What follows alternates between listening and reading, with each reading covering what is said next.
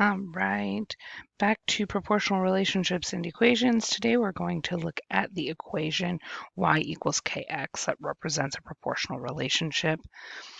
So you can use y equals kx, y being one of our values, x being another value, and k being that constant.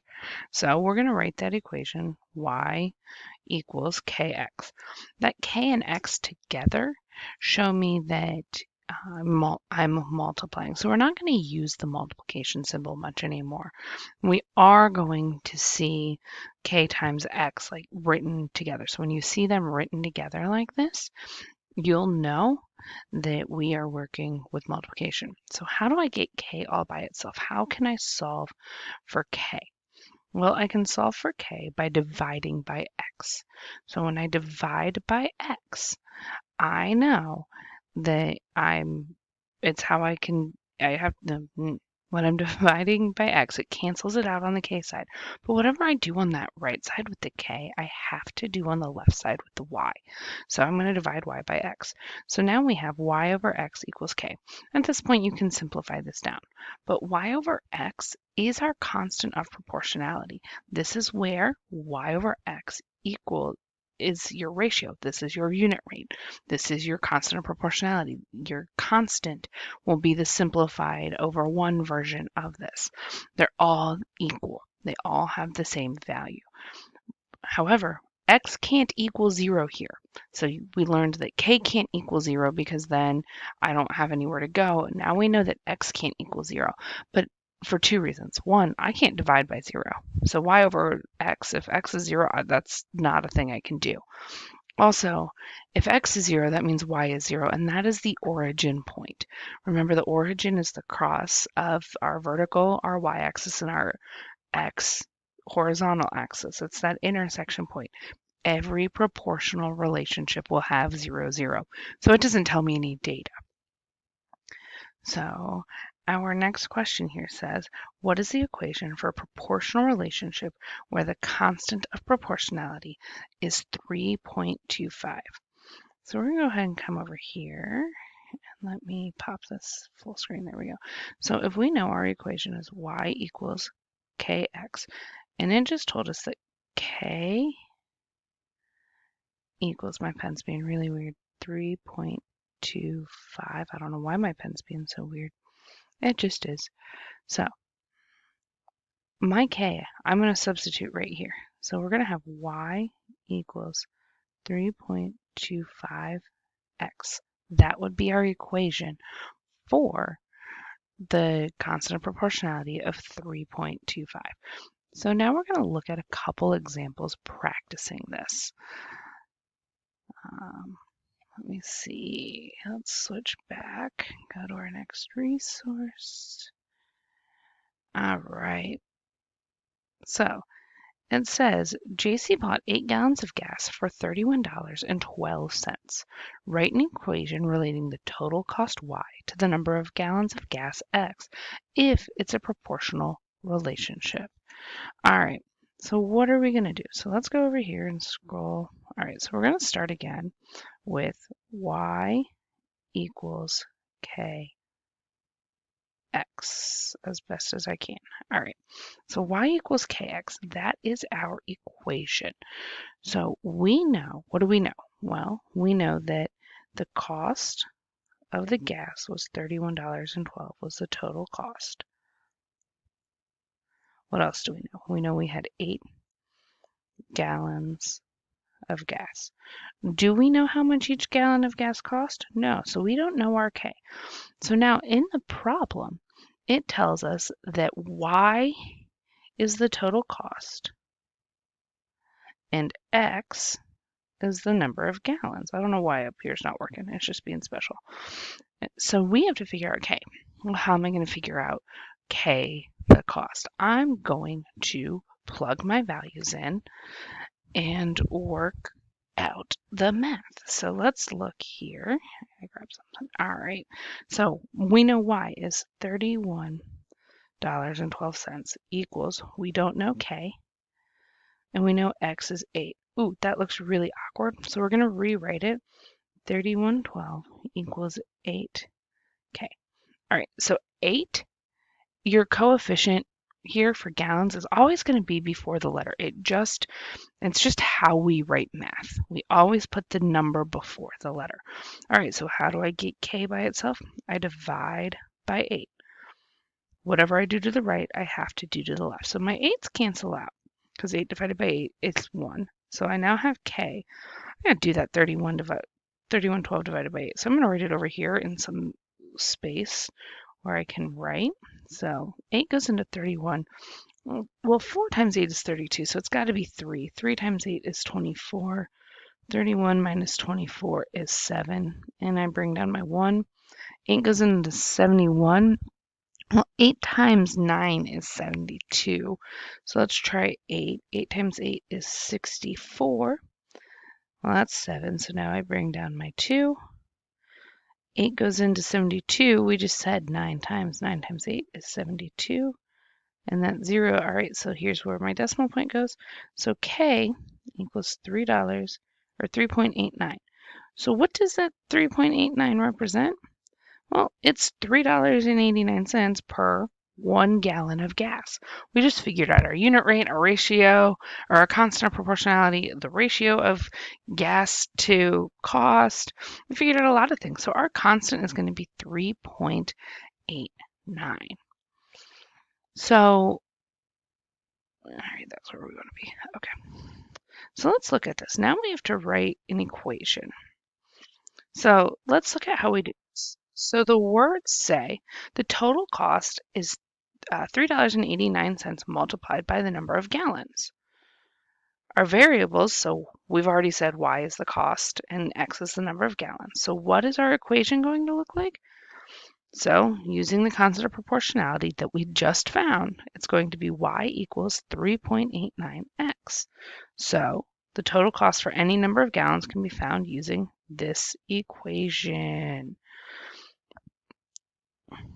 So let's look. How can we use this to determine 15 gallons? So let me get some space here, maybe.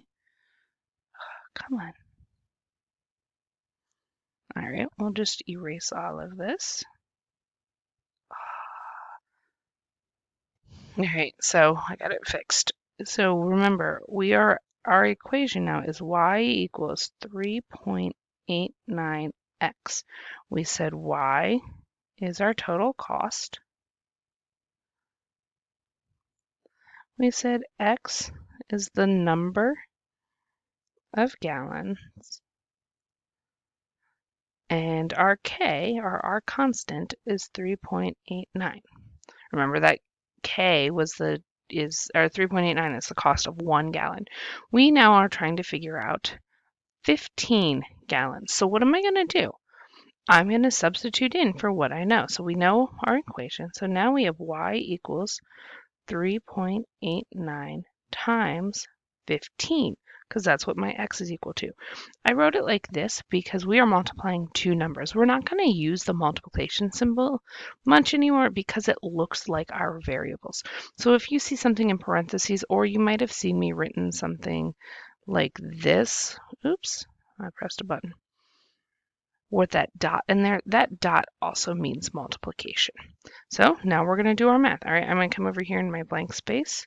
3.89 times 1.5. So 5 times 9 is 45. Carry the 4. 8 times 5 is 40, plus 4 is 44.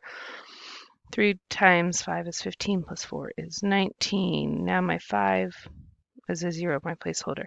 Now I'm multiplying by 10. 10 times 9 is 90.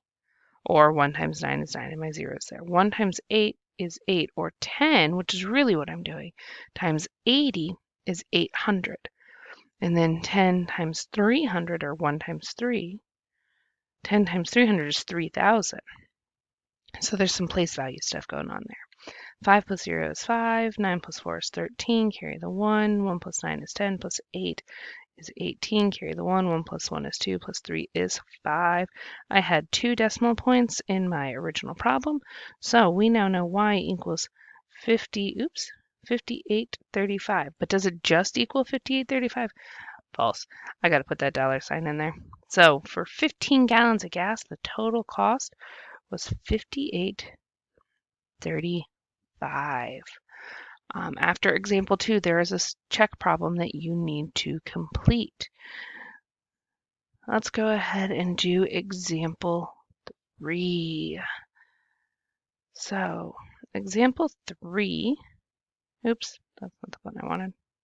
So example 3 is the perimeter of a square is proportional to the length of one side. A square with 10 inch sides has a perimeter of 40 inches. Write the equation relating the perimeter of the square to the length of its side. Then find the perimeter of the square with a 6-inch side. All right, so what do we know out of this problem already?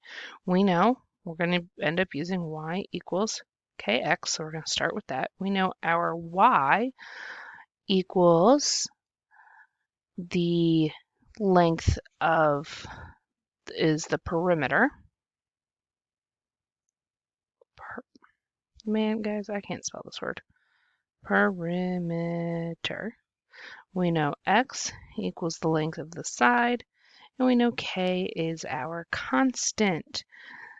So we said our perimeter, remember, is 40 inches. We know our side is 10 inches. We don't know our k constant. All right, so let's plug in our numbers. So y is going to be 40 equals, we're going to rewrite this as 10k. All right, what do I have to do now? I have to divide by 10 so that I get k all by itself. 10 divided by 10 is 1. So we now have k equals, well, those zeros cancel because it's just dividing by 10. So k equals 4 over 1, or k equals 4. So we now know that for every 4 inches of perimeter, there's 1 inch of side length. So what are we going to do? Let's figure out how to use this equation. Y equals, so I'm going to erase our math here. So we now know that our equation is y equals 4x.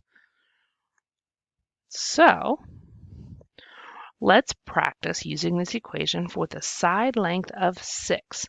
So we know our k is 4. We know our side length is 6. We are trying to figure out our perimeter in inches. So what am I going to do? I'm going to plug in my values. So y equals 4 times 6. Well, y equals 24 inches because 4 times 6 is 24. All right, let's do one more practice with this. Suppose you know the perimeter of a square is 52 inches.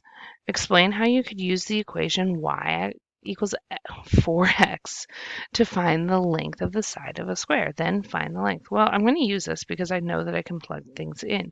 So we know the perimeter is 52. We know our constant is 4. That's just what we're working with. So we're trying to find the side. How long a side in inches is. All right, so we're going to plug in. So we now have 52 equals 4x. Well, how do I get x by itself? I divide by 4. So 4 divided by 4 is 1. So we have x. Let's come over here in our blank space. 52 divided by 4. 4 goes into 5 one time. 1 times 4 is 4. 5 minus 4 is 1. Bring down my 2. 4 goes into 12 3 times. 3 times 4 is 12. 12 minus 12 is 0. So what does x equal? X equals 13. So how many inches long is the side? It is 13 inches long.